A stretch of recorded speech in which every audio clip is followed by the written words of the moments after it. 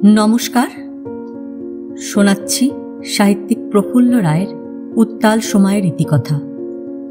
আজ উপন্যাসের চতুর্দশ পর্ব।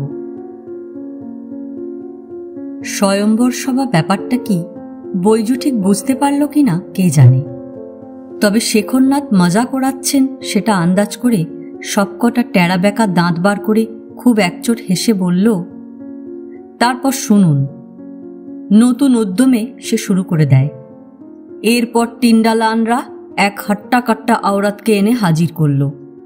গলা নেই, মুন্ডুটা কান্ধার ওপর ঠেসে বসিয়ে দেওয়া, হোট দুটো পুরে পুরে কালচে, জরুর বিড়ি কি পিনিক ফুঁকত। মনে হচ্ছিল তার গায়ে পেহেলবানদের মতো তাকত। এমন লড়কিকে কে শাদি করবে? সেও নাকচ হয়ে গেল। পেহেলবান এক মরদ পেল না, ইসিলিয়ে তার শিরে খুন চড়ে গিয়েছিল। চেঁচিয়ে চেঁচিয়ে মরদ কয়েদিদের সেও বাপ মা তুলে গালি দিতে দিতে ফিরে গেছে। দুই নমুনার কথা তো শুনলেন। এরপর একে একে 3 বর্মী জেনানাকে নিয়ে আসা হলো। মরদ কয়েদিদের মধ্যে 5-6 আদমি বর্মা মুলুকের। তারা আওরতগুলোকে পছন্দ করে ফেলল। জেনানারাও ওদের শাদি করতে রাজি। এইভাবে পরপর লড়কিদের নিয়ে আসা হচ্ছে। দুপক্ষেরই জীবনসাথী পছন্দ হলে আংরেজ পুলিশ অফিসারদের হুকুমে আলাগ আলাগ জেনানাদের একদিকে আর মরদদের অন্য জায়গায় বসিয়ে রাখা হলো। শেখরনাথ বললেন, অন্য সবার কথা তো বলছিস, তোর আর সোমবাড়ির কি হলো? বৈজু হাত নাড়ে, থোড়ে সে সবুর ভাই সাব, এবার বলছি। আমরা সে 20 মরদ ম্যারেজ সার্টিফিকেট পেয়েছিলাম। জেনানাদের মধ্যে পেয়েছিল 30 জন। 18 জোড়ির বন্দোবস্ত হয়ে গেল। আমার মন মে বহুত দুঃখ, কারোকে আমার পছন্দ হচ্ছে না। যাকে ভালো লাগছে সে আবার আমাকে চাইছে না। যখন ভাবছি আমার নসিবে ঘরবালি নেই, সেই সময় টিন্ডালানরা এক লড়কিকে নিয়ে এলো। আমার ঠিক সামনে দাঁড়িয়েছিল এক পাঠান আর এক দাড়িওয়ালা শিখ। দুজনেই জবরদস্ত জওয়ান। এতক্ষণ ঝামেলা ঝাট করেনি। আচানক যেন বিলকুল পাগল বনে গেল তারা। দুজনে দুদিক থেকে লড়কির হাত ধরে টানাটানি করতে লাগলো। পাঠান বলে, এ লড়কি আমার। শিখ বলে, এ লড়কি সিরিফ মেরা হি। দুজনের মধ্যে মার দাঙ্গা শুরু হয়ে গেল। আমরা যারা লাইনে দাঁড়িয়ে আছি হল্লাগুল্লা বাঁধিয়ে দিলাম। আংরেজ আফসাররা সবাই হিন্দুস্তানি বুলি জানত। একজন 4 পুলিশকে সঙ্গে নিয়ে দৌড়ে এলো। সমানে গালি দিতে দিতে হাতের ডান্ডা চালাতে লাগলো। মার মারকে হাড্ডি তোড় দুঙ্গা। মারের চোটে যখন শিখ আর পাঠানের নাক, মুখ, পিঠ, সিনা ফেটে খুন বেরিয়ে এলো, তখন अफसर पुलिस 4टेके बोल, ये 2 कुत्ता के बच्चे को सेलुलर जेल में ले जाओ, डंडा बेड़ी चढ़ा के कुठरी में बंद करो, ताला भी लगाओ, 2 रोज खाना बंद। হুকুম শুনে বন্দুকের কোন্দা দিয়ে ঠেলতে ঠেলতে জেনানা ফটক থেকে 2 জানোয়ারকে বের করে নিয়ে গেল পুলিশরা। শেখরনাথ উৎসুক সুরে জিজ্ঞেস করলেন, তারপর? বৈজু বলল, এলাকায় পুরা শান্তি। ফের টিন্ডালানরা সেই লড়কিকে নিয়ে এগিয়ে এলো। শিখ পাঠান চলে যাবার পর আমি এখন লাইনে বিলকুল পয়লা নম্বরে। লড়কি আমার কাছে এসে দাঁড়িয়ে পড়ল। এক নজর দেখেই ভালো লেগে গেল। বড়ে বড়ে আঁখে, গোরা রং, খুবসুরত। হঠাৎ 2 হাতে মুখ ঢেকে সোমবারই নিচু গলায় বলল, চুপ করো, ভাই সাহেবের সামনে এসব বলতে শরম লাগছে না? বোঝা গেল সাউথ পয়েন্ট জেলের সেই কয়েদি মেয়েটি সোমবারই। বৈজু হাত নাচিয়ে বলল, কিসের শরম, যা সচ এই তো বলছি। সে একেবারে অকপট। শেখরনাথ বললেন, তাই তো বলবি, কিসের লজ্জা সোমবারই? শেখরনাথ এখানে আসার পর বেশ হালকা মেজাজেই আছেন। ব্রিটিশ আমলের প্রাচীন বিপ্লবীটি শুষ্ক নিরস একজন মানুষ নন। দেশের মানুষজন, দেশের হাজার সমস্যা তাঁর ধ্যান জ্ঞান, এটাই জানত বিনয়। কিন্তু তিনিও যে রগড় করতে পারেন, রসিকতার জবাবে পাল্টা রসিকতা, দেখতে দেখতে অবাক বিনয়। গাম্ভীর্যের কঠিন খোলার নিচে কোথায় লুকোনো ছিল এমন একটি ফল্গুধারা, সরস, সজীব, স্নিগ্ধ। সোমবারই মুখ নামিয়ে বসে রইল। বৈজু বলতে থাকে, যে টিন্ডালানরা লড়কিকে নিয়ে আমার কাছে এসেছিল তাদের একজন তাকে পুছল, পছন্দ হয়েছে? তারপর আমাকেও একই সওয়াল। জবাবে আমরা দুজনেই শির হিলিয়ে দিলাম। আগে যেখানে মরদ কয়েদিদের বসিয়ে রাখা হয়েছিল আমাকে সেখানে পাঠানো হলো। লড়কি গেল জেনানা কয়েদিদের কাছে। নজদিক আংরেজ আফসার বসে আছে, আমরা মরদরা চুপচাপ বসে আছি। ডরে কারো গলার নলিয়া দিয়ে আওয়াজ বেরোচ্ছে না। জেনানারা ভি বিলকুল খামোশ। তিরছি নজরে সোমবারই দূর থেকে আমাকে দেখছে, আমিও তাকে দেখছি। আঁখে আঁখ মিললে সোমবারই অন্যদিকে আঁখ সরিয়ে নিচ্ছে। হ্যাঁ, সাই চলছিল। একটানা বলে যাচ্ছিল বৈজু। দম নেবার জন্য কিছুক্ষণ থামল, তারপর ফের শুরু করল। আমরা বসে আছি তো বসেই আছি। ম্যারিজ প্যারিড শেষ হলো আরও ঘন্টা সোয়া ঘন্টা পর। সব জেনানা কয়েদিরা মরদ কয়েদিদের পছন্দ করেনি। তাদের জেনানা ফাটকের ইমারতে ফিরিয়ে নিয়ে যাওয়া হয়েছে। যে মরদরা বাতিল হয়েছিল তাদেরও সেলুলার জেলে নিয়ে যাওয়া হয়েছে। এবার আংরেজ আফসার আমাদের বলল, যে মরদ যে জেনানাকে পছন্দ করেছে ওই নারিয়েল গাছগুলোর পাশে গিয়ে বাতচিত কর। সাউথ পয়েন্ট জেলখানায় তখন বহুত নারিয়েল গাছ ছিল। আমরা এক এক জোড়া আলাগ আলাগ গাছের তলায় গিয়ে বসলাম। দূর থেকে আমাদের কথা শোনা যাবে না, লেকিন আমাদের উপর নজর রাখা যাবে। সিপাহীরা আমাদের সবার দিকে বন্দুক নিশানা করে রেখেছিল। কেউ বেতমিজি বদমাশি করলে সিরেফ গুলি চালিয়ে দেবে। অনেক সাল পর মরদরা লড়কি দেখছে তো তাদের মাথায় শয়তান ভর করতে পারে, তাই এত নজরদারির বন্দোবস্ত। বলে সে বিনয়ের দিকে তাকিয়ে চোখ নাচালো।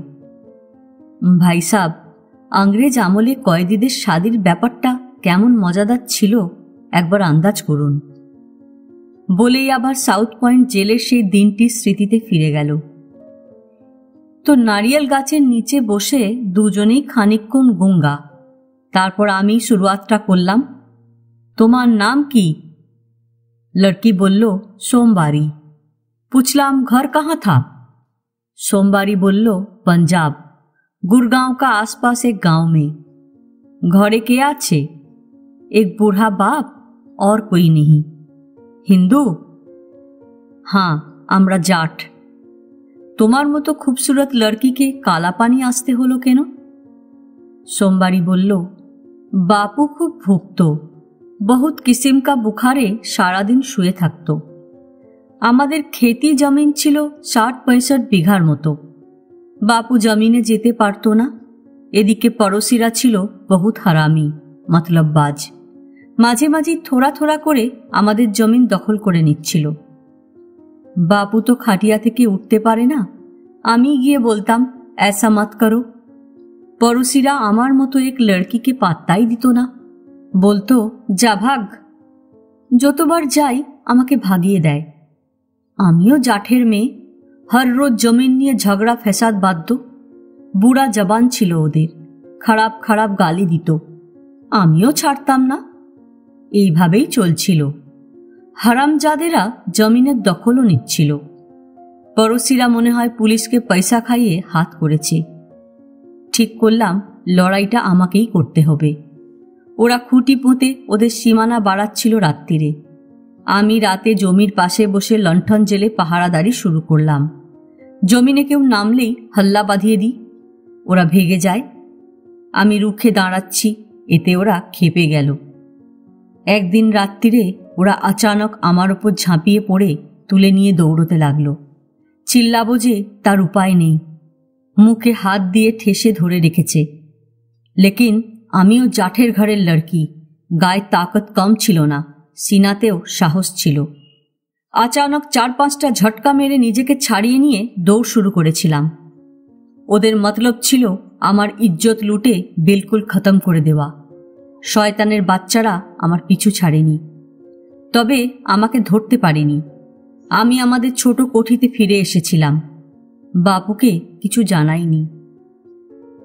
লেকিন যতই সাহস থাক, মনে হচ্ছিল ওরা আমাকে ছাড়বে না, ফির হামলা চালাবে। এতগুলো মরদের সাথে একা আওরতের লড়া সম্ভব নয়। মাথায় আগুন ধরে গিয়েছিল। দুশ্মনগুলোকে আন্ধেরাতে চিনে ফেলেছিলাম। ঠিক করে ফেললাম ওরা ফির হামলা চালাবার আগেই ওদের খতম করব। আমাদের ঘরে একটা বড় কিরপান ছিল, সেটা দুপাট্টার ভেতর লুকিয়ে পরদিন শুভে সূরজ ওঠার পর বেরিয়ে পড়লাম। আমাদের কোঠি থেকে সবচেয়ে নজদিক ছিল দুই দুশ্মনের কোঠি। জানতাম শুভে ঘুম থেকে উঠে তারা খাটিয়ায় বসে গপসপ করতে করতে চায় পানি খায়। বাকি দুই দুশ্মন থাকে গাঁয়ের শেষ মাথায়, অনেকটা দূরে। আমি আগে যাব নজদিকওয়ালাদের কাছে, পরে দূরের দুশ্মনদের হিসাব চুকাবো। আমি কাছের দুই হারামের কোঠি পৌঁছে গেলাম। হর রোজের মতো ওরা চায়ের গিলাস নিয়ে বসেছিল। আমাকে দেখে দুজনেই অবাক, ভাবতে পারেনি এত শুভে শুভে তাদের বাড়ি চলে আসব। আমার আঁখ থেকে তখন আগুন ছুটছে, তাই দেখে দুজনে ডরে গেল। চৌপায়া থেকে নেমে পালাতে যাবে, পারল না। দোপাট্টার তলা থেকে কিরপান বের করে দুবার চালিয়ে দিলাম। দুটো মুন্ডি কান্ধা থেকে 10 হাত তফাতে ছিটকে পড়ল। খুনে ভেসে যেতে লাগলো চারদিক। একটা কাম শেষ হয়েছে, আরও দুই দুশ্মন বাকি। আমি তাদের কোঠির দিকে দৌড়তে লাগলাম, লেকিন পৌঁছতে পারলাম না। তার আগেই গাঁওবালিরা খুনের খবর পেয়ে হল্লা করতে করতে আমাকে এসে ধরে ফেলল। তারপর পুলিশ এলো, আমাকে নিয়ে গারখানায় ঢোকালো। পরে আদালতে তোলা হলো মামলা। জজ সাহেব রায় দিলে আমার কালাপানি হয়েছে। 25 সাল আন্দামান জাজিরায় কাটাতে হবে। এই হলো আমার জিন্দেগি। এবার তোমার কথা শুনি, কোথায় ঘর ছিল তোমার?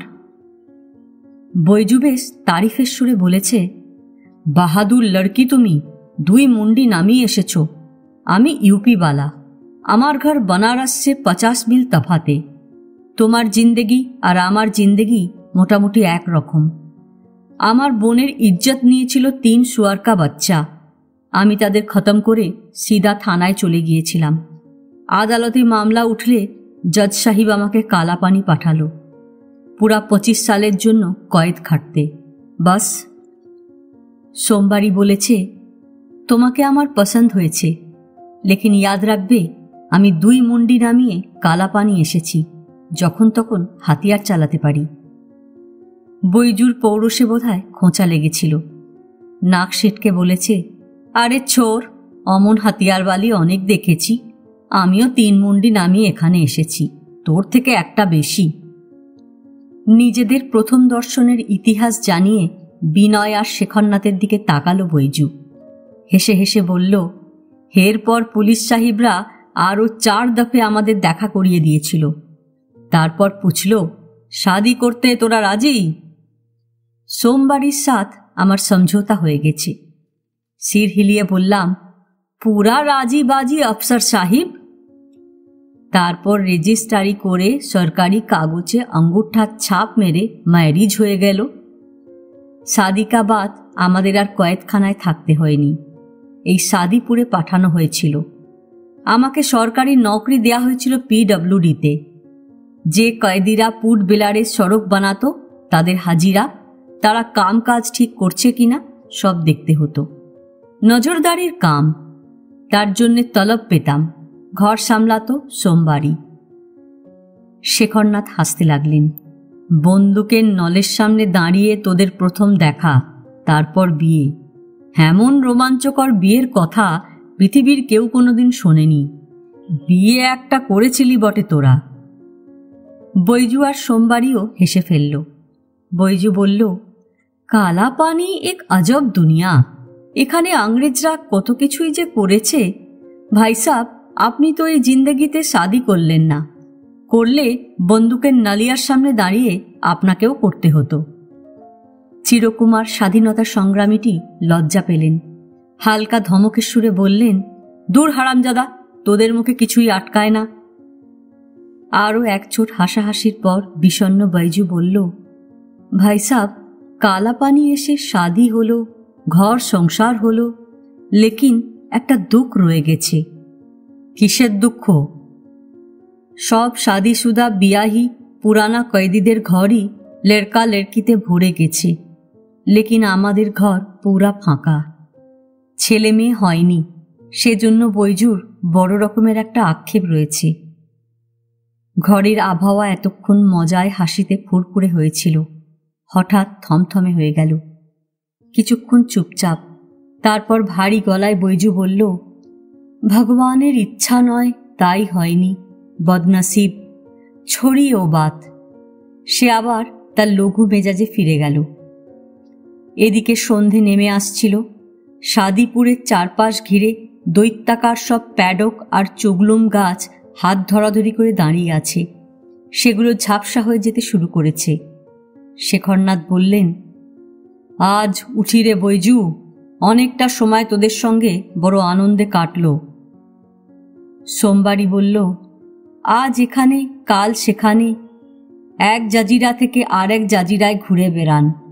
আবার কবে আসবেন তার কি কিছু ঠিক আছে?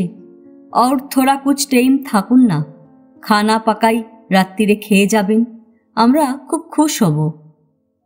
আজ আর হবে না রে সোমবারী, আগেই তো বলেছি, পরে একদিন তোর হাতের রান্না খেয়ে যাব। সোমবারী কি জবাব দিতে যাচ্ছিল, তার আগেই বিনয় শেখরনাথের ঘাড়ের কাছে মুখ এনে নিচু গলায় বলল, কাকা, এখনই কি আমরা বিশ্বজিৎবাবুর বাংলোয় ফিরে যাব? শেখরনাথ অবাক হলেন। হ্যাঁ, কেন বলো তো? বৈজুদের বিয়েটা কিভাবে হয়েছে এইটুকুই শুধু জানা হয়েছে, কিন্তু তাদের সম্বন্ধে আরও অনেক কিছু জানার আছে। তাছাড়া সাদিপুরের পেনাল কলোনিতে আরও বহু পুরনো দিনের কয়েদি ফ্যামিলি রয়েছে, তাদের সঙ্গেও কথা বলে আরও অনেক মেটেরিয়াল জোগাড় করতে হবে। ওদের ছবিও তুলতে হবে, তা না হলে আমাদের কাগজের জন্য লেখা তৈরি করা যাবে না। শেখরনাথ বুঝলেন। ঠিক আছে, মোহনবাসীকে ডাক্তার চট্টরাজ ফিট সার্টিফিকেট না দেয়া অবধি আমরা তো পোর্ট ব্লেয়ারেই আছি। কাল থেকে দিন তিনেক রোজ পেনাল কলোনিতে আসব। আশা করি এর মধ্যে তোমার মাল মশলা জোগাড় হয়ে যাবে, কি বলো? বিনয় মাথা নাড়ল, বুঝিয়ে দিল 3 দিন যথেষ্ট। শেখরনাথ আবার সোমবাড়ির দিকে ফিরলেন। শোন, আমরা কাল সকালে তোদের মহল্লায় আসব, পরপর 3 দিন। কাল দুপুরে তোদের এখানে খাবো, রান্না করিস। সোমবাড়ি আর বৈজু প্রায় লাফিয়ে উঠল। আমাদের সৌভাগ্য। তাদের চোখ মুখ থেকে খুশি উপচে পড়ছে। সোমবাড়ি বলল, কালই না, 3 রোজই আমাদের কাছে খেতে হবে। শেখরনাথ বললেন, না রে, কালকের দিনটাই শুধু, অন্যেরা তো ছাড়বে না, বাকি 2 দিন তাদের ঘরে খেয়ে নেব। সোমবারই শুনবে না। অনেক বুঝিয়ে সুঝিয়ে তাকে শান্ত করলেন শেখরনাথ। বৈজু আর সোমবারীকে যত দেখছিল, বিস্ময়ে মন ভরে যাচ্ছিল বিনয়ের। কত আন্তরিক এরা, সহজ সরল, অতিথিপরায়ণ, পরম আত্মীয়ের মতো ব্যবহার, ভাবাই যায় না। এরাই একদিন 2-3টে খুন করে কালাপানির সাজা খাটতে আন্দামানে এসেছিল, ভাবা যায়? এক সময় বৈজুদের ঘর থেকে বেরিয়ে এলেন শেখরনাথরা। সাদিপুর কলোনির অন্য বাসিন্দারা তককে তককে ছিল। তারা এসে ছেকে ধরল। সকলেরই এক আবদার, চাচাজি, বৈজুর ঘরে তো এতক্ষণ কাটিয়ে এলেন, এবার আমাদের ঘরে চলুন। না, আগে আমাদের ঘরে, না আমাদের ঘরে। হইচই শুরু হয়ে গেল। এদিকে অন্ধকার নেমে গিয়েছিল। কলোনির ঘরে ঘরে আলো জ্বলে উঠেছে। শেখরনাথ হয়তো ক্লান্তি বোধ করছিলেন। বললেন, আজ আমাদের তোরা ছেড়ে দে, কাল পরশু তরশু 3 দিন এখানে আসছি, তখন সবার ঘরে একবার করে যাব। ফের চেঁচামেচি শুরু হলো। পুরা রোজ সাদিপুরে থাকবেন, আমাদের ঘরে দুপুরে খেতে হবে। নেহি নেহি, আমার ঘরে। চাচাজি, আমি কিন্তু ছাড়ব না। দেখা গেল কেউ ছাড়তে চাইছে না। সবার ইচ্ছা তাদের ঘরে শেখরনাথরা খান। তিনি 2 হাত ওপরে তুলে নাড়তে নাড়তে ওদের থামালেন। দেখ, 3 দিনে যদি এতগুলো বাড়িতে খেতে হয়, স্রেফ ভেদভূমি করে শ্মশানঘাটে চলে যেতে হবে। বৈজুকে কথা দিয়েছি, কাল দুপুরে তাদের কাছে খাবো। জনতার দিকে তাকাতে তাকাতে তার আঙুল দুজনের ওপর স্থির হলো।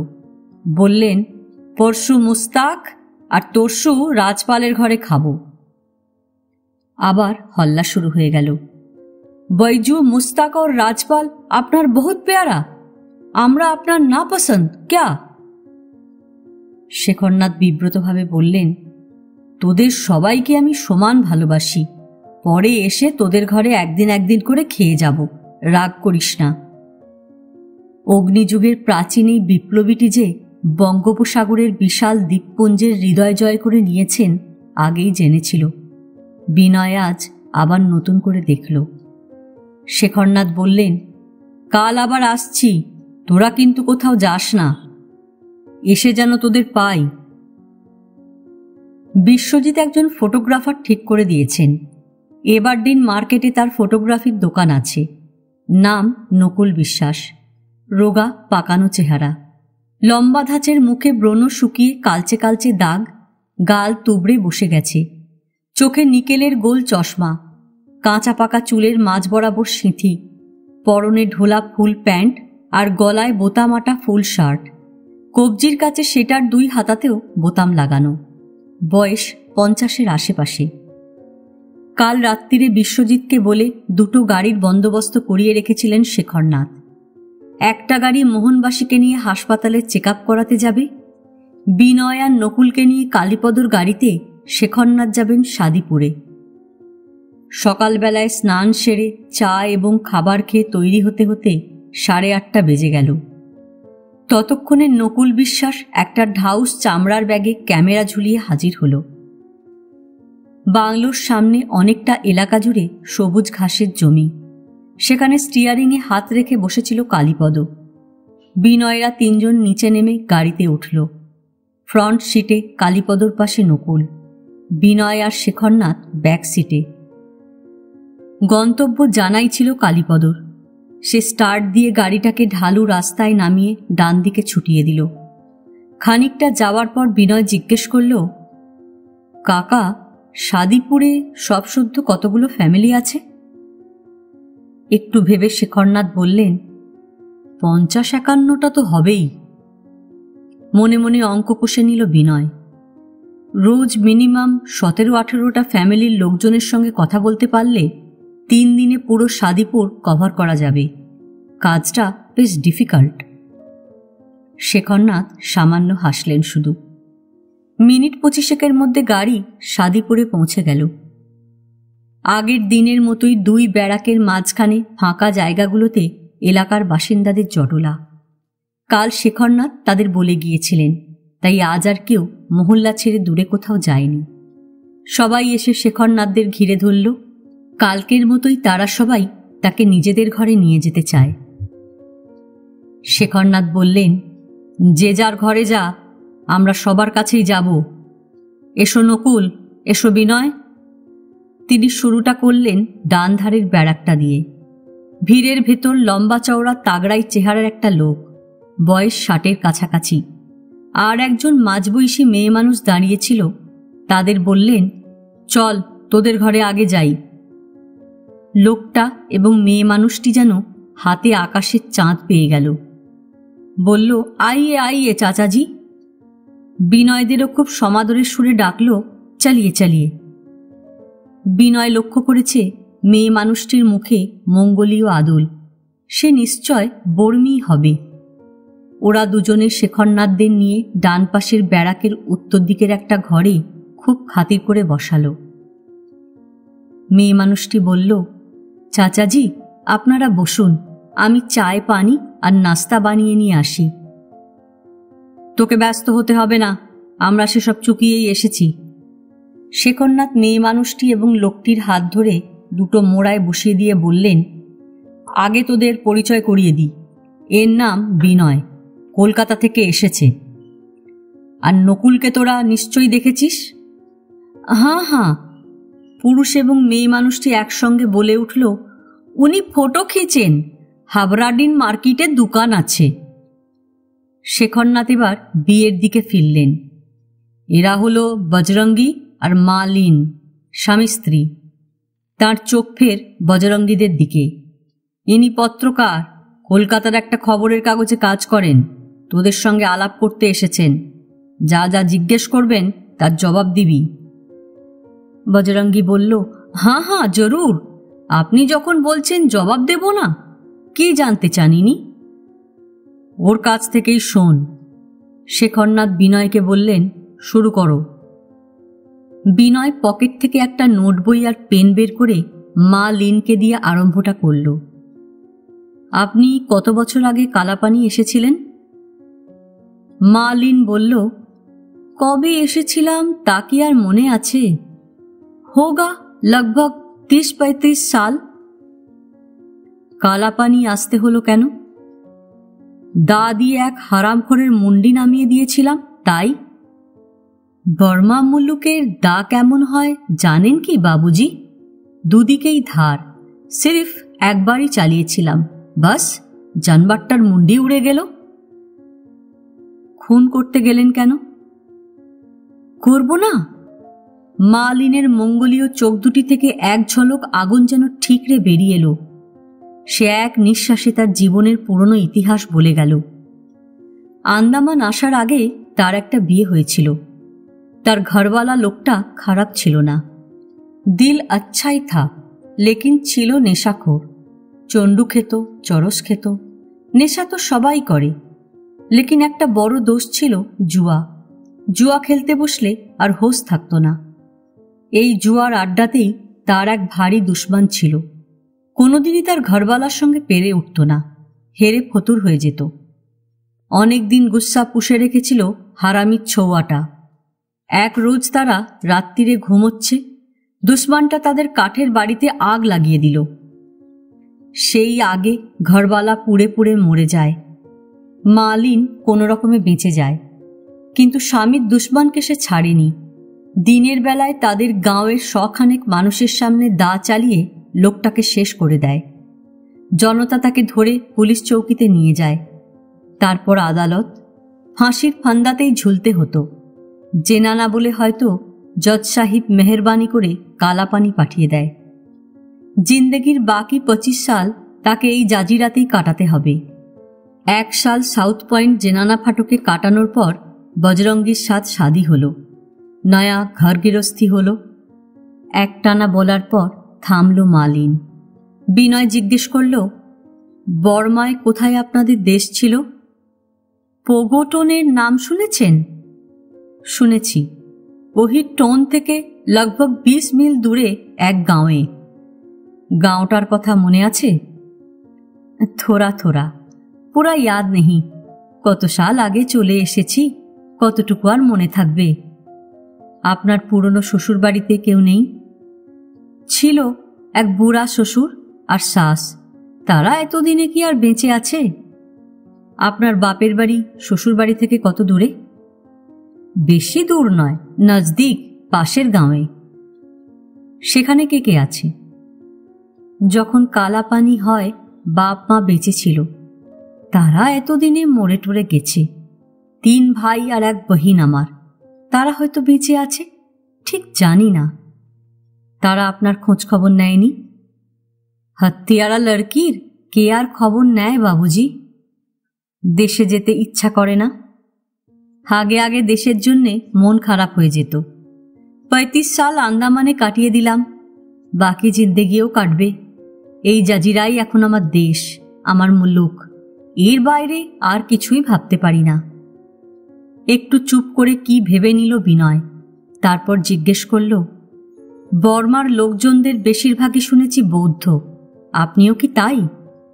হাঁ, মাথা সামান্য হেলিয়ে দিল মালিন। আমি ভগবান বুদ্ধের পূজা করি। আর বজরঙ্গীজি? ও হিন্দু। আপনি বৌদ্ধ, বজরঙ্গীজি হিন্দু, দুজনের ধর্ম আলাদা আলাদা, এতে সমস্যা হয় না? কিসের সমস্যা? ধর্ম তো যার যার আপনা ব্যাপার। আমার ঘরওয়ালা কালী মন্দিরে যায়, হনুমান মন্দিরে যায়, আর আমি ফুঙ্গি চাউঙে। শাদিপুরে ফিরে এসে আমি ওর ঘরওয়ালি, ও আমার ঘরওয়ালা, কোই মুশকিল নেই। আপনার ছেলে মেয়েদের তো দেখছি না। তারা স্কুলে গেছে, ফিরতে ফিরতে বিকেল। হঠাৎ একটা প্রশ্ন ফস করে মুখ থেকে বেরিয়ে এলো বিনয়ের। আপনি বৌদ্ধ, বজরঙ্গীজি হিন্দু, আপনার ছেলেমেয়েরা তাহলে কি? মালিন বলল, ওরা এখনো ছোট। একজনের উমর 15, আরেকজনে 13.5। বড় হয়ে ওরা কোন মন্দিরে যাবে সেটা ওদের পছন্দ, চাই কি মসজিদ কি গির্জাতেও যেতে পারে, আমাদের আপত্তি নেই। ওই যে বললাম, ধর্ম আপনা আপনা। নকুল বিশ্বাসকে বলা ছিল, সেই মতো শাদিপুরে আসার পর থেকে সমানে ছবি তুলে চলেছে। মালিনার বজরঙ্গীর ঘরে ঢুকেও ক্যামেরা থামেনি, সমানে ক্লিক করে যাচ্ছে। এবার বজরঙ্গীর দিকে তাকালো বিনয়। আপনি ইন্ডিয়ার কোন এলাকা থেকে এসেছেন? বজরঙ্গী বলল, বিহার, জিলা গয়া, গাঁও ভোগবানী। বিনয় নানা প্রশ্নের উত্তরে বজরঙ্গী অকপটে জানালো, সে ছিল গয়া জেলার এক দুর্ধর্ষ ডাকাত দলের সর্দার। তার নামে সমস্ত অঞ্চল ভয় তটস্থ হয়ে থাকত। কত পয়সাওয়ালা লোকের বাড়িতে মধ্যরাতে সাঙ্গপাঙ্গ নিয়ে হানা দিয়ে সোনা দানা হিরে জহরত নগদ টাকা লুটেছে, লুটে বাধা দিলে ধারালো দায়ের কোপে কতজনের মাথা নামিয়ে রক্তস্রোত বইয়ে দিয়েছে, তার লেখাজোকা নেই। বজরঙ্গীদের আস্থানা ছিল এক গভীর জঙ্গলে। লুটপাটের পর দলবল নিয়ে সে সেখানে ঢুকে যেত। পুলিশ অনেক চেষ্টা করেও তাদের হদিশ পায়নি। এই নিয়ে সরকারের উঁচু মহলে হইচই শুরু হয়ে গেল। যেমন করে হোক, জিন্দা বা মুর্দা বজরঙ্গীকে পাকড়াও করতেই হবে। একটা হাতিয়ারা ডাকু তার দল নিয়ে অবাধে লুটতরাজ চালিয়ে যাচ্ছে, এটা ইংরেজ সরকারের পক্ষে বিরাট বদনাম, মুখে চুনকালি লাগিয়ে দেবার মতো ব্যাপার। নিরুপায় হয়ে সরকার হাজারে হাজারে ইস্তেহার ছাপিয়ে গয়া জেলায় বিলি করল। যে বা যারা বজরঙ্গীকে ধরে দিতে বা সন্ধান দিতে পারবে, নগদ 50,000 টাকা ইনাম দেওয়া হবে। চারপাশের গাঁওবালাদের কেউ কেউ দুর্বেদ্য জঙ্গলে বজরঙ্গীদের ঘাঁটি গাড়ার ব্যাপারটা জানত, কিন্তু কার ঘাড়ে কটা মুন্ডি আছে যে 50,000 টাকার লোভে খবরটা সরকারকে জানায়? শেষ পর্যন্ত পাটনা থেকে এক জবরদস্ত ইংরেজ অফিসার এবং বিশাল পুলিশ বাহিনী পাঠানো হলো। অফিসারের নাম লিপটন সাহেব। তিনি মাসখানেকের ভেতর বজরঙ্গীদের গোপন আস্তানার হদিশ পেয়ে গেলেন। তার হুকুমে পুলিশের দঙ্গল জঙ্গল ঘিরে গাছপালায় মিট্টি তেল ঢেলে আগুন ধরিয়ে দিল। সেই সঙ্গে চলল বেপরোয়া গুলি। বজরঙ্গীদের হাতেও 10-15টা বন্দুক ছিল। সেগুলো মুঙ্গেরে তৈরি বেআইনি গাদা বন্দুক। সরকারি বন্দুকের পাল্লা অনেক দূর পর্যন্ত। মুঙ্গেরি বন্দুক সেগুলোর কাছে কিছুই নয়। একদিকে দাউ দাউ আগুন, অন্যদিকে একটানা গুলি। বজরঙ্গীদের পক্ষে কতক্ষণ আর লড়া সম্ভব? তার দলের বেশ কয়েকজন ডাকু গুলিতে শেষ হয়ে গেল। জখম হলো তার চেয়ে বেশি। বাকি সবাই হাতিয়ার ফেলে হাত তুলে ধরা দিল। এদের মধ্যে বজরঙ্গীও ছিল। এরপর হাজত, হাজত থেকে আদালত। 1 বছর পর জজ সাহেবের রায়ে 25 বছরের কালাপানি হয়ে গেল বজরঙ্গীর। সেলুলার জেলে ঢুকে প্রথম প্রথম মনে হতো পুরা জিন্দেগিটাই বরবাদ হয়ে গেছে। 2.5 সাল মোটামুটি কয়েদখানার আইন কানুন মেনে চলার পর সে ম্যারিজ সার্টিফিকেট পায়। মা লিনের সঙ্গে শাদী হল। গয়া জেলার দুর্দান্ত ডাকু হত্যারা এখন শান্তশিষ্ট পোষমানা দায়িত্বশীল ভারতীয় নাগরিক। বর্মী মা লিন জাদু জানে। সে গয়া জেলার এই খুনিকে বশে এনে একেবারে নিরীহ গৃহপালিত জীবে পরিণত করেছে। বজরঙ্গীর জীবনের লম্বা ইতিহাস শেষ হল। হাসি মুখে বিনয়ের দিকে তাকিয়ে সে জিজ্ঞেস করে, আর কিছু জানতে চান? বিনয় হাসল, না, আপনাদের অনেকক্ষণ কষ্ট দিয়ে গেলাম। কিসের কষ্ট? আপনি যে মেহেরবানি করে চাচাজির সঙ্গে আমাদের গরিবখানায় এসেছেন, সেজন্য বহুত খুশ হয়েছি। আচ্ছা, আজ তাহলে চলি, আবার আসবেন। বজরঙ্গীদের কাছ থেকে বিদায় নিয়ে আরও 6টা কোয়ার্টারে গেল বিনয়রা। সেখানে যারা থাকে তাদের জীবনের ইতিহাসও প্রায় একই। খুন টুন করে কালাপানি আসা, ম্যারেজ সার্টিফিকেট পেয়ে জেনালা ফাটকের বিচিত্র স্বয়ম্ভর সবাই গিয়ে শাদি, তারপর শাদিপুরে এসে ঘর সংসার পাতা, ইত্যাদি ইত্যাদি। দুপুরে সূর্য যখন আকাশের ঢালু পাড়বে মাথার ওপর উঠে এলো, সেই সময় বৈজুদের কোয়ার্টারে চলে এলেন শেখরনাথরা। তাদের জন্য বাইরের ঘরে অপেক্ষা করছিল বৈজু আর সোমবাড়ি। সোমবারই হালকা গলায় বলল, ভাই সাব, মহল্লার ঘরে ঘরে ঘুরে ঘুরে বহুত বাতচিত করে আপনারা হয়রান হয়ে পড়েছেন। থোড়া জিরিয়ে নিন, গোসলখানায় পানি আছে, হাত মুখ ধুয়ে খেতে বসবেন, আমার রসুই হয়ে গেছে। মিনিট 15 পর বাইরের ঘরের মেঝেতে শতরঞ্জি পেতে খাওয়ার ব্যবস্থা হলো। জাঠের মেয়ে সোমবারই শুধু তলোয়ার বা হাতিয়ার ধরতে শেখেনি, হাতাখুন্তিও নিপুণভাবে চালাতে পারে। তার রান্নার হাতটি চমৎকার, পদও রেঁধেছে বেশ কয়েকটি। সরু চালের ভাত, ঘি মাখানো চাপাটি, ঘন অরড় ডাল, সুরমাই মাছ ভাজা, আলু ভাজা, সর্ষে দিয়ে লাল ভেটকি, পুদিনার চাটনি, ঘরে পাতা দই, ক্ষীরের বরফি। শেখরনাথ বললেন, এত সব কি করেছিস, কখন করলি? লাজুক হাসে সোমবারই, কোনোদিন আপনাকে চায় পানি ছাড়া কিছুই খাওয়াতে পারিনি। আজ ভগবান শিবশঙ্করজি মেহেরবানি করেছেন, তাই আপনি এসেছেন, ভাই সাবরা এসেছেন, আমার দিল খুশ হয়ে গেছে। অবাক বিস্ময়ে সোমবারের দিকে তাকিয়ে আছে বিনয়, পলকহীন। এই মেয়েটি একদিন ধারালো হাতিয়ারের কোপে দুজনের মাথা নামিয়ে আন্দামানে এসেছিল, ভাবাই যায় না। চিরকালের ভারতীয় নারীর মতো সোমবারই এক পরমাশ্চর্য সুগৃহিণী, শান্ত, স্নিগ্ধ, অতিথিপরায়ণ। তার অতীত জীবন সম্পর্কে কাল বিনয় যা শুনে গিয়েছিল, তার সঙ্গে আজ তাকে যেভাবে দেখল তা মেলানো যাচ্ছে না। খাওয়া দাওয়ার পর আবার বেরিয়ে পড়ল বিনয়রা। 3 দিনের মধ্যে সাদিপুরের কাজটা শেষ করতে হবে। রোজ 16-17টা ফ্যামিলির কাছে যেতে না পারলে তা সম্ভব নয়।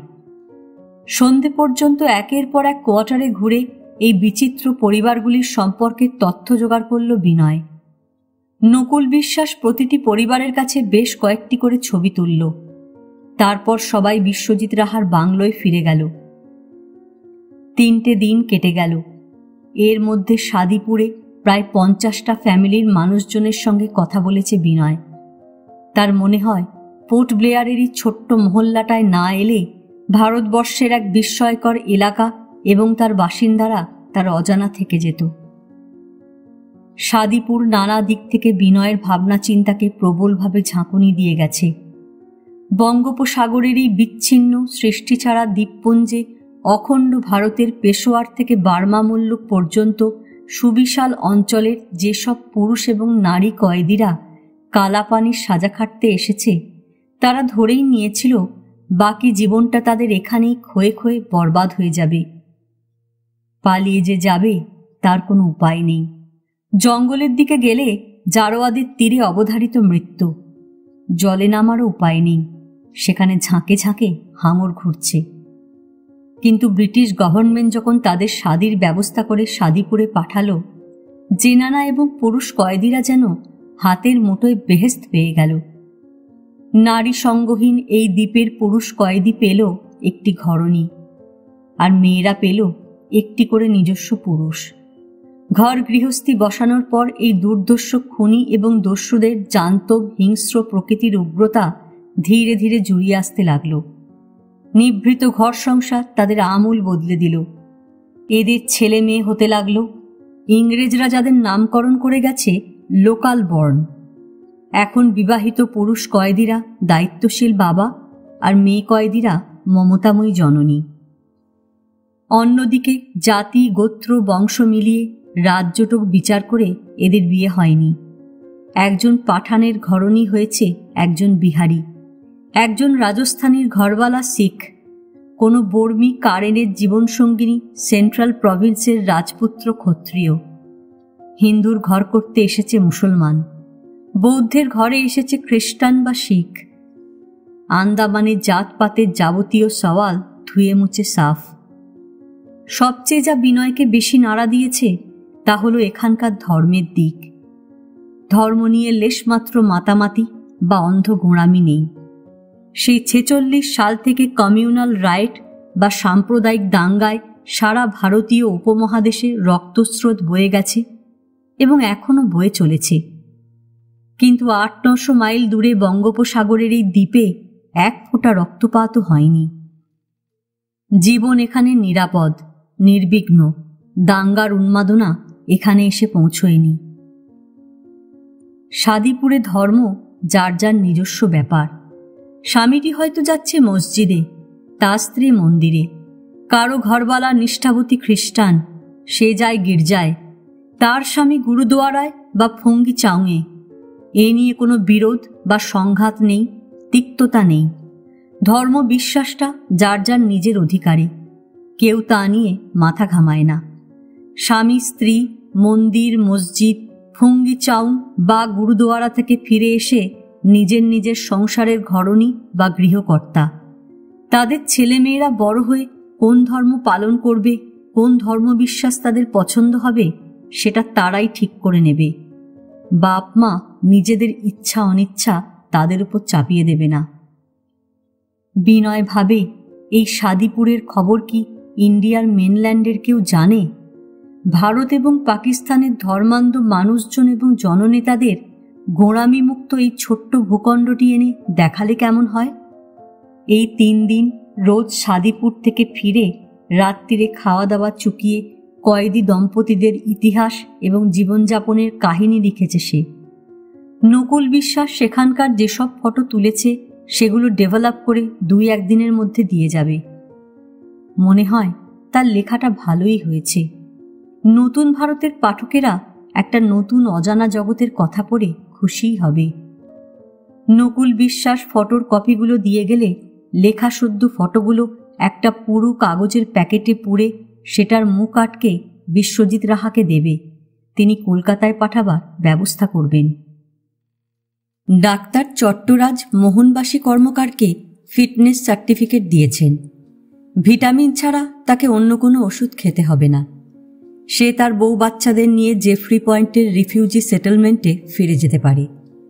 তবে ভারী কোনো কাজ আপাতত বেশ কিছুদিন বন্ধ, যেমন জঙ্গল কাটাই, চাষবাস ইত্যাদি। শেখরনাথ বললেন, আমরা তাহলে মোহনবাসীদের নিয়ে কাল পরশুর মধ্যেই চলে যাই। এর ভেতর সেটেলমেন্টের কাজ কতটা এগিয়েছে কে জানে। তিনি সরকারি কর্মী নন, সেদিক থেকে কোনো রকম দায়িত্বই তাকে দেওয়া হয়নি।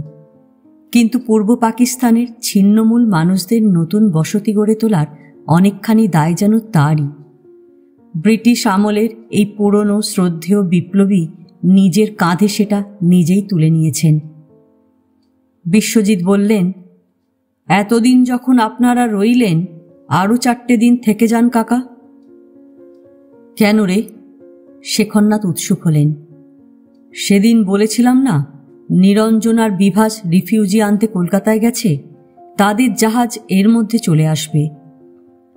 হ্যাঁ হ্যাঁ, মনে পড়েছে। বিশ্বজিৎ বিশদভাবে বুঝিয়ে দিলেন। উদ্বাস্তুরা সমুদ্র পাড়ি দিয়ে আন্দামানে সহজে আসতে চায়। তাদের খিদিরপুরে এনে জাহাজে তোলা খুবই কষ্টকর। যদিও বা তাদের চোখের সামনে আন্দামান সম্পর্কে স্বপ্নের একটা ছবি টাঙিয়ে তোলা হলো, ছিন্নমূল মানুষগুলি জাহাজের খোলে আতঙ্কগ্রস্তের মতো দলা পাকিয়ে বসে থাকে। স্বপ্নের ছবিটা কতটা সত্যি তারা জানে না।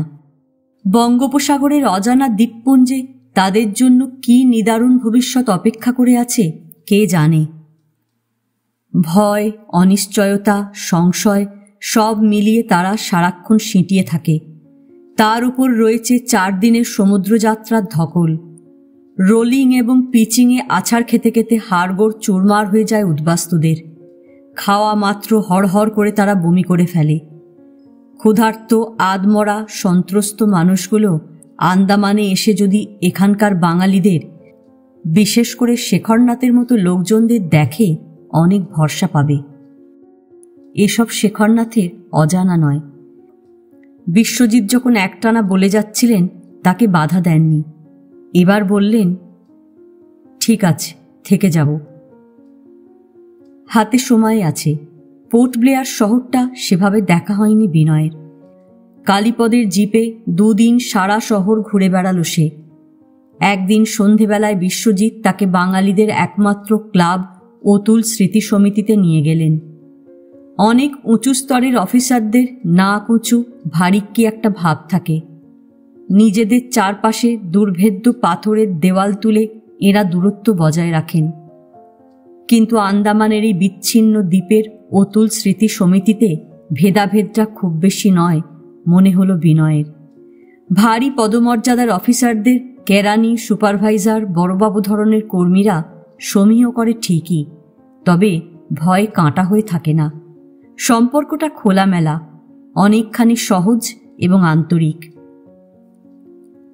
বিনয় যেদিন আন্দামানে আসে সেদিনই রস আইল্যান্ডে chief conservator of forest Brajadulal Mondal, chief medical officer ডাক্তার প্রণবেশ চট্টরাজ, হারবার মাস্টার সোমনাথ সেন এমন কয়েকজন বড় কর্তার সঙ্গে আলাপ হয়েছিল।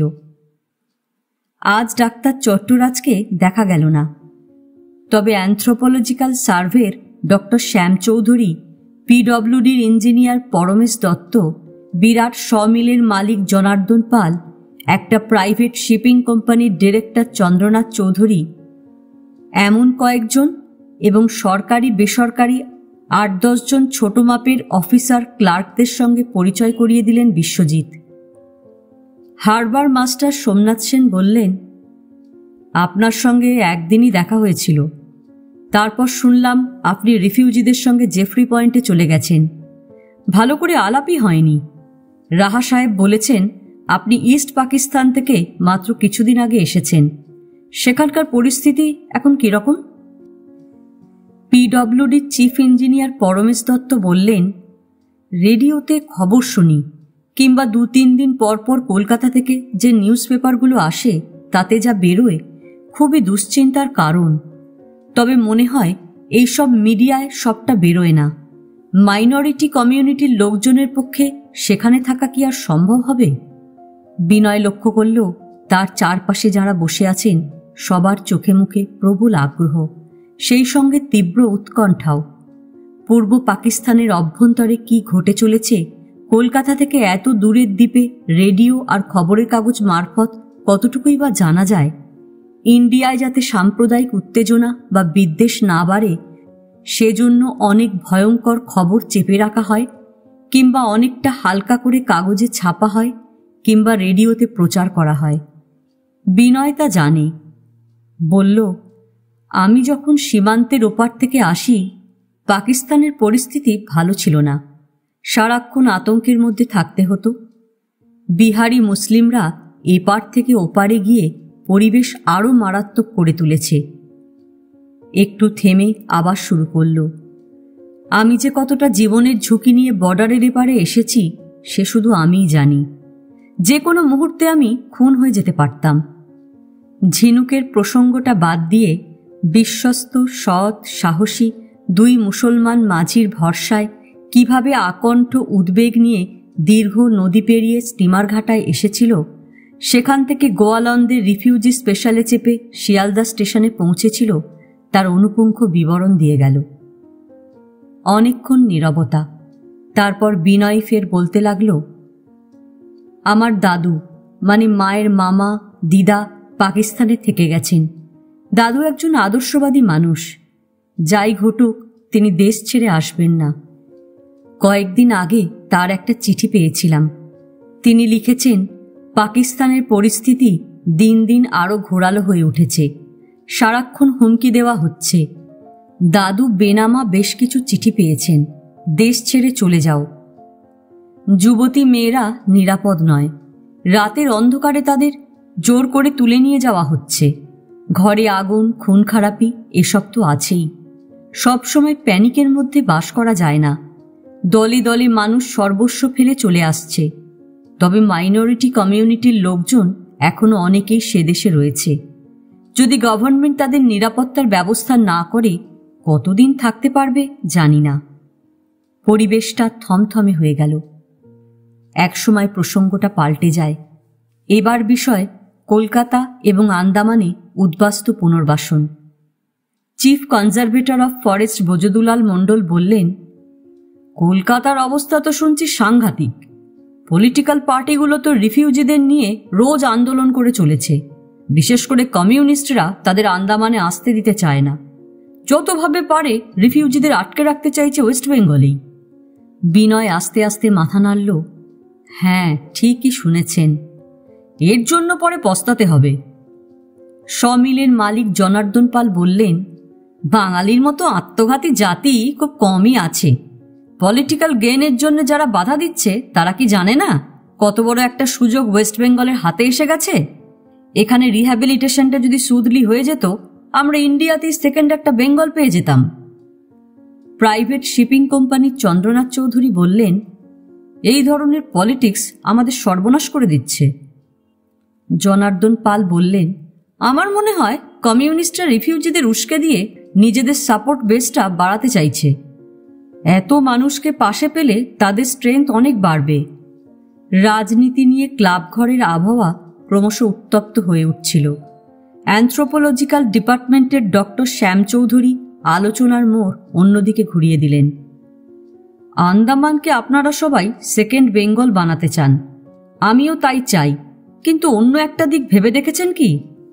সবার চোখ তার ওপর স্থির হল। Chief conservator of forest Brajadulal মণ্ডল জিজ্ঞেস করলেন, কোন দিকের কথা বলছেন? সাউথ আর মিডল আন্দামানের ফরেস্ট যেভাবে ধ্বংস করা হচ্ছে, তাতে এই আর্কিপেলাগোর সবচেয়ে বড় দুটো দ্বীপে গাছপালা বলতে কিছু থাকবে না। তাতে এই দ্বীপপুঞ্জে মারাত্মক এনভায়রনমেন্টাল প্রবলেম দেখা দেবে। ক্রমাগত জঙ্গল কেটে কেটে রিফিউজিদের জন্য জমি বের করতে থাকলে 10-12 বছরে এখানকার পরিবেশের সর্বনাশ হয়ে যাবে। গভর্নমেন্টের এই বিষয়টা বিশেষ করে ভাবা উচিত, নইলে পরে আফসোস করতে হবে। জনার্দন পালকে রীতিমতো উত্তেজিত দেখালো। বললেন, এত সব উদ্বাস্তু রিহ্যাবিলিটেশন তাহলে হবে কি করে? জঙ্গলের চেয়ে মানুষের জীবনের দাম অনেক বেশি, বিশেষ করে যারা ইস্ট পাকিস্তান থেকে সর্বস্ব খুইয়ে এপারে চলে এসেছে। ব্রজদুলাল মণ্ডল মানুষটি শান্ত ধরনের, কালো রং, ভারী চেহারা, চোখে গোলাকার চশমা, পরনে ঢলঢলে ফুল প্যান্ট আর ঢোলা শার্ট, যেটার গলা অবধি সবকটা বোতাম আটকানো। নিরুত্তেজ ঠান্ডা গলায় বললেন, তাহলে বলছেন গাছপালার দাম নেই? জঙ্গল কেটে আন্দামানকে যদি মরুভূমি করে ফেলা হয়, যারা এখানে বাস করবে তাদের হাল কি হবে ভেবে দেখেছেন? জনার্দন পালের স্নায়ুগুলো খুব সম্ভব চড়া তারে বাঁধা থাকে। ফের তিনি কণ্ঠস্বর চড়িয়ে কিছু বলতে যাচ্ছিলেন। পিডব্লিউডি চিফ ইঞ্জিনিয়ার তাকে থামিয়ে দিয়ে বললেন, মানুষের জন্য গাছপালা বন জঙ্গল খুবই জরুরি। মিস্টার মণ্ডল ঠিকই বলেছেন, নির্বিচারে গাছ টাছ কেটে ফেললে আলটিমেটলি মানুষেরই ক্ষতি। জনার্দন পালের মাথায় হয়তো গাছপালার গুরুত্ব কিছুটা ঢুকল। এবার শান্তভাবেই জিজ্ঞেস করলেন, জঙ্গল ফেলিং না করলে রিহ্যাবিলিটেশন হবে কিভাবে? গাছপালা জঙ্গল এসব যতটা সম্ভব বাঁচিয়ে সেটা করতে হবে, সেই মতো প্ল্যানিং করা দরকার। আমার মনে হয় সেটা এখনো পর্যন্ত করা হয়নি, এখনই এদিকে নজর দিতে হবে। অ্যানথ্রোপোলজিক্যাল ডিপার্টমেন্টের ডিরেক্টর ডক্টর শ্যাম চৌধুরী বললেন, আরও একটা সমস্যা এই রিহ্যাবিলিটেশন প্রসেস শুরু হওয়ার সঙ্গে সঙ্গে দেখা দিয়েছে, নিশ্চয়ই সেটা আপনারা লক্ষ্য করেছেন। হারবার মাস্টার সোমনাথ সেন বললেন, সেটা কি বলুন তো? শ্যাম চৌধুরী বললেন, ব্যাপারটা ইলাবোরেটলি বলা দরকার। 50-60 বছর আগেও আন্দামানে 13 রকমের ট্রাইব ছিল। 9টা ট্রাইব এর মধ্যে শেষ হয়ে গেছে, বাকি রয়েছে 4টে। লিটল আন্দামানের ওঙ্গে, নর্থ আর সাউথ সেন্টিনেল দ্বীপের সেন্টিনালিজ, আর সাউথ আর মিডিল আন্দামানের জারোয়া। আর আছে গ্রেট আন্দামানিজরা, তাদের সংখ্যা অনলি 75। ট্রাইব হিসেবে পিওর নয়, নানা রক্তের মিশ্রণ ঘটে তাদের চেহারা টেহারা পাল্টে গেছে। এই 75 জন কতদিন টিকে থাকবে কে জানে। সে যাক, ওঙ্গে আর সেন্টিনালিজরা অনেক দূরে থাকে, সেখানে আপাতত গভর্নমেন্টের রিহ্যাবিলিটেশনের কোনো পরিকল্পনা নেই, ওরা বেঁচে গেছে। কিন্তু ভয়ঙ্কর বিপদ জারোয়াদের। সাউথ আর নর্থ আন্দামানের জঙ্গলে এতকাল নিজেদের মতো করেই থাকত, কিন্তু রিফিউজি রিহ্যাবিলিটেশন শুরু হওয়ার পর থেকে রোজ জঙ্গল কাটা হচ্ছে। জারোয়াদের সীমানা তাতে দ্রুত ছোট হয়ে যাচ্ছে। তারা ক্ষিপ্ত হয়ে উঠেছে, রিফিউজিদের ওপর রেগুলারলি তারা চড়াও হচ্ছে। 2-1 মারা গেছে, কয়েকজন জখম হয়েছে। এদের সংরক্ষণের দিকটা ভাবা উচিত। বিনয় এতক্ষণ নীরবে শুনে যাচ্ছিল। এবার বলল, কাকা কয়েকদিন আগে চিফ কমিশনারের সঙ্গে দেখা করে জারোয়াদের সমস্যার কথা জানিয়ে বলেছিলেন রিফিউজিদের জন্য অনেকটা এলাকার জঙ্গল কাটার ফলে তাদের চলাফেরার জায়গা কমে যাচ্ছে। এতে এই ট্রাইবের লোকজন ক্রমশ হিংস্র হয়ে উঠছে। শেখরনাথকে যে আন্দামান দ্বীপপুঞ্জের প্রতিটি মানুষ পুরনো কয়েদি থেকে সরকারি আমলা, ব্যবসাদার, দোকানদার, বেসরকারি অফিসের সাধারণ কর্মী কাকা বলে সেটা সবাই জানে। আগ্রহে ক্লাব ঘরের প্রতিটি মেম্বার বিনয়ের দিকে তাকালো। নৃতাত্ত্বিক শ্যামচৌধুরী জিজ্ঞেস করলেন, চিফ কমিশনার কাকাকে এ ব্যাপারে কোনোরকম অ্যাসিওরেন্স দিয়েছেন? বিনয় বলল, খুব সম্ভব না। জাঙ্গল ফেলিং বন্ধ করে দেবেন এমন কথা বলেননি, শুধু নাকি বলেছেন ব্যাপারটি তিনি ভেবে দেখবেন। বিশ্বজিৎ রাহাও বিনয়ের কথায় সায় দিলেন। কাকা সেদিন যখন বিনয়বাবুকে বলছিলেন আমিও ওদের সামনে ছিলাম, তিনি চিফ কমিশনারের সঙ্গে দেখা করে এসে এসব জানিয়েছেন। ডক্টর শ্যামচৌধুরী ডাইনে বাঁয়ে অসহিষ্ণুভাবে মাথা নাড়তে লাগলেন। এটা একেবারেই ঠিক হচ্ছে না, কোনোভাবেই এটা মেনে নেওয়া যায় না। জনার্দন পাল জোরে জোরে হাত ঝাড়ার মতো ভঙ্গি করে বিরক্ত মুখে বলতে লাগলেন, কটা আদন্যাংটা জঙ্গলির জন্য আপনার দরদ একেবারে উথলে উঠছে দেখছি। রিফিউজিগুলোর কথা ভাবুন। ডক্টর শ্যামচৌধুরীর মতো নিরীহ শান্ত মানুষও এইবার ভীষণ রেগে গেলেন। জনার্দন পালের দিকে আঙুল তুলে গলার স্বর অনেকটা উঁচুতে তুলে বললেন, কাদের জঙ্গলি বলছেন আপনি? They are sons of this soil. Doctor Shyamchowdhury এমন ক্ষেপে যাবেন হয়তো ভাবতে পারেননি জনার্দন পাল। মিনমিন করে কি যেন বলার চেষ্টা করলেন। ডক্টর শ্যামচৌধুরীর গলার শিরা উত্তেজনায় ফুলে উঠেছে। তিনি এবার চিৎকার করে উঠলেন, শাট আপ! বাকি সবাই বুঝিয়ে সুঝিয়ে ডক্টর শ্যামচৌধুরীকে শান্ত করলেন। যে মেজাজে কথাবার্তা চলছিল তার সুরটা কেটে গেছে। হারবার মাস্টার সোমনাথ সেন ঘড়ি দেখে ব্যস্তভাবে বললেন, ওহ, অনেক রাত হয়ে গেছে, 9:18। আজ ওঠা যাক। কাল সকালে কলকাতা থেকে রিফিউজি নিয়ে জাহাজ আসছে, তাদের রিসিভ করতে যেতে হবে। চলুন চলুন। সবাই উঠে পড়লেন। সোমনাথ সেন, পরমেশ দত্তরা বিনয়কে বললেন, একদিন তাদের বাংলোয় শেখরনাথ, বিশ্বজিৎ এবং বিনয়কে লাঞ্চ বা ডিনার খেতে হবে। তখন প্রচুর গল্পটল্প করা যাবে। বিনয় লক্ষ্য করল 10 জন তাদের নিমন্ত্রণ জানালেন। বিশ্বজিৎ এবং শেখরনাথ আন্দামানেই থাকেন, তাদের যে কোনো দিন খাওয়ানো যায়। আসল উপলক্ষটা বিনয়ী। ভদ্রতা এবং সৌজন্যের কারণে বিশ্বজিৎদেরও আমন্ত্রণ জানানো হয়েছে। 2-1 দিনে তো এতজনের বাড়িতে গিয়ে খাওয়া যায় না। এতগুলো নেমন্তন্ন রাখতে হলে 10 দিন পোর্ট ব্লেয়ারে থাকতে হয়, সেটা অসম্ভব। বিনয় বলল, কাকা আর আমি 2-3 দিনের মধ্যে জেফ্রি পয়েন্টে ফিরে যাব। ক্ষমা করবেন, এবার আর সম্ভব হচ্ছে না, পরে যখন আসব তখন না হয়। সবাই জানালেন, বেশ, তাই হবে। আজ এ পর্যন্ত। উপন্যাসের 5-10 পর্ব নিয়ে অন্যদিন আসব। গল্প পাঠ ভালো লাগলে একটা কমেন্টস করে জানাবেন। যারা এখনও আমার চ্যানেলটা সাবস্ক্রাইব করেননি তাদের কাছে আমার অনুরোধ রইল, প্লিজ আমার চ্যানেলটা সাবস্ক্রাইব করে নেবেন। পাশে যে বেল নোটিফিকেশনটা আছে সেটা অবশ্যই প্রেস করে দেবেন। আর একটা লাইক আর শেয়ার করতে ভুলবেন না। আজকের মতো নমস্কার।